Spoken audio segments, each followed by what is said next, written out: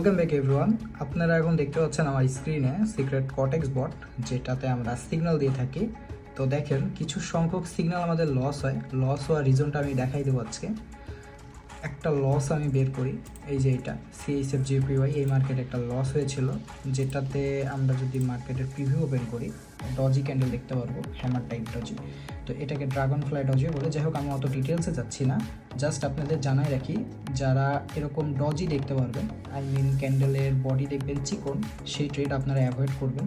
হইতে পারে সেটা আমাদের মার্কেট অ্যানালাইসের আগেরটায়, মার্কেট অ্যানালাইসের ওই বডিতে, বা আমাদের MTC1এও যদি হয়, টোটালি অ্যাভয়েড করবেন। যদি অ্যাভয়েড না করেন তাহলে আপনাকে MTC2 নিতে হবে। আমি যদি মার্কেটে যাই, এই যে এটা ছিল সেই মার্কেট CHF JPY। তো এই যে সিগন্যালটা আপনারা দেখতে পাচ্ছেন, এখানে আমাদের সিগন্যাল ডাউন ডিরেকশনে ছিল, বাট এটা লস হয়েছে। বাট এটা যারা MTC2 নিয়েছেন তাদের কিন্তু 95% উইন রেশিও